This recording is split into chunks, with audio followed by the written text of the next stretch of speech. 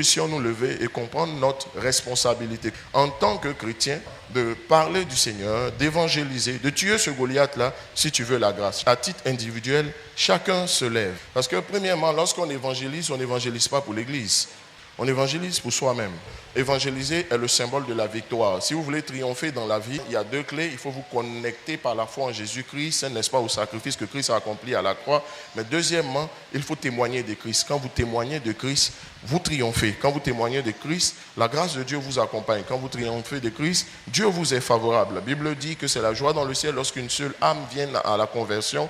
Qu'est-ce que ça veut dire? Ça veut dire que si quelqu'un a été l'instrument par lequel la joie a eu lieu au ciel, Dieu s'arrangera pour que aussi vous ressentiez chez vous la joie des moissons. L'évangélisation touche le cœur. Quand on dit que c'est la joie dans le ciel, quand une âme se convertit, ça veut dire que le cœur de Dieu est touché quand un païen se convertit. Donc si quelqu'un touche le cœur de Dieu en gagnant une âme, naturellement aussi, Dieu se souviendra de toi. Actes chapitre 8, versets 4 à 8. Saül avait approuvé le maître d'Étienne. Il eut ce jour-là une grande persécution contre l'église de Jérusalem.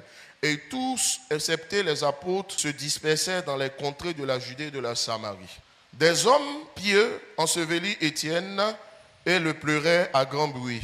Saul, de son côté, ravageait l'église, pénétrait dans les maisons, il arrachait hommes et femmes et il les faisait jeter en prison.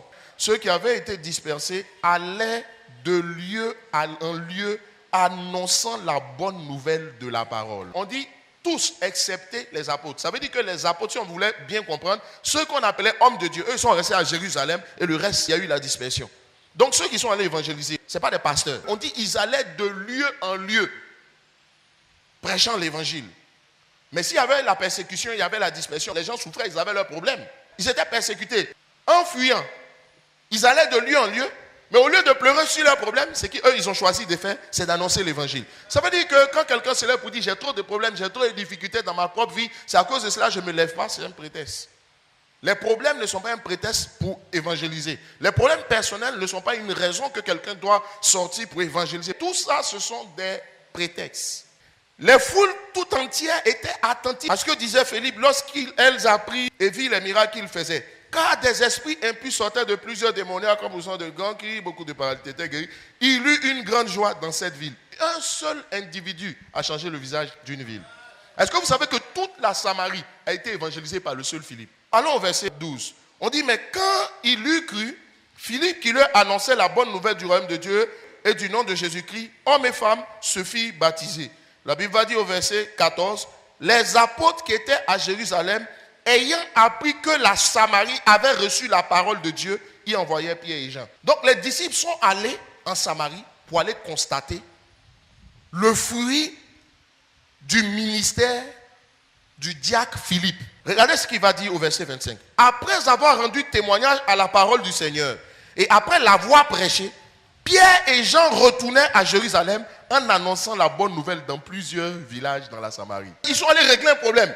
Comme ils rêvaient, ils disent, bon, on va profiter comme on est là. Quand ils se sont levés pour aller en Samarie, ils ne sont pas allés pour aller évangéliser les villages de Samarie. Non. Ils sont allés constater ce que Dieu faisait par le Saint-Esprit en Samarie. Mais quand ils ont fini et qu'ils rentraient chez eux, ils ont profité de l'occasion. Sur le chemin du retour, ils arrivent d'un village, ils prêchent ici. Les gens se convertissent. Ils continuent leur route. Ils prêchent ici. Et puis les gens se convertissent. Ils ne rataient pas une occasion d'annoncer l'évangile. Et la Bible va nous dire que, par la suite, l'Esprit va lui dire, maintenant, descend dans tel endroit. Ça veut dire quoi? Quand quelqu'un a le cœur pour évangéliser, Dieu procède d'une certaine façon. En fait, il comprend que toutes les occasions sont des opportunités pour parler du Seigneur. Maintenant, dans cela, Dieu va lui parler de manière précise aussi, pour certains cas. Donc, ça veut dire que toi aussi, toi, tu es assis chez toi. Tu dis, j'attends le réma de Dieu pour m'élever. Philippe n'a pas attendu un réma pour descendre en Samarie. Pierre et Jean n'ont pas attendu un réma pour prêcher l'évangile sur le chemin. C'est parce qu'eux-mêmes se sont levés d'abord que le réma est venu ensuite. Parce que Dieu sait qu'il peut te faire confiance. Quel message devez-vous apporter quand vous allez évangéliser? Deux choses. Puis Apocalypse 12, 11. Ils ont vaincu à cause du sang de l'agneau, à cause de la parole de leur témoignage. Ça veut dire que si quelqu'un veut évangéliser, frère, le message que tu maîtrises, c'est ton témoignage de conversion. On dit qu'ils ont vaincu à cause du sang de l'agneau, à cause de la parole de leur témoignage. Ça veut dire quoi? Ils ont rendu leur témoignage. Mais est-ce que vous savez que le jour de la Pentecôte, ce qui a fait que les gens ont écouté les disciples, la Bible dit qu'ils étaient étonnés de les voir parler dans leur langue. C'est la vérité qui a de la puissance. Tu ne peux pas aller combattre les œuvres du diable, le mensonge par le mensonge. Qu'est-ce que j'essaie de dire? Si tu as accepté le Seigneur, tu as un témoignage. Tu avais ta vie avant d'avoir rencontré le Seigneur. Il faut que tu expliques ce qui s'est passé, comment s'est passée la rencontre, et puis ce que la rencontre a produit. 3 temps. Qui j'étais? Comment s'est passée la rencontre et ce que je suis devenu après la rencontre.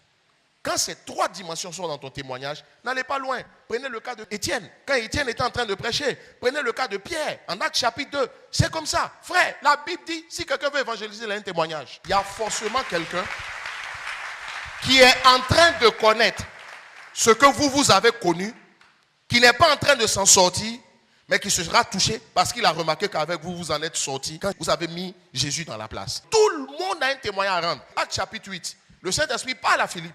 Philippe descend là où le Saint-Esprit lui a indiqué. Il rencontre un eunuque, l'eunuque éthiopien, qui est en train de lire Ésaïe. Et la Bible va dire, quand il est venu rencontrer l'eunuque lisait Ésaïe. Il n'est pas allé parler de la femme samaritaine. Il s'est appuyé sur la situation dans laquelle il a trouvé la personne pour former son message. Une autre façon aussi d'amener un message d'évangélisation en dehors de votre témoignage, c'est de profiter de la situation dans laquelle vous trouvez les gens. Il lui a demandé, est-ce que tu comprends Ésaïe? Prenez les gens là où vous les trouvez. Les plus grands événements de la Bible se sont produits dans des lieux où il y avait de forts rassemblements. Remarquez bien. Lors de la Pentecôte, tous les Juifs étaient à Jérusalem. Souvent, quand vous voulez choisir des endroits où vous allez aller en évangile, faire des pleins airs, allez dans des endroits où il y a de fortes concentrations humaines. Écoute-moi, ça doit être ton objectif. Ça doit être ton objectif. Ça doit être ta quête actuellement.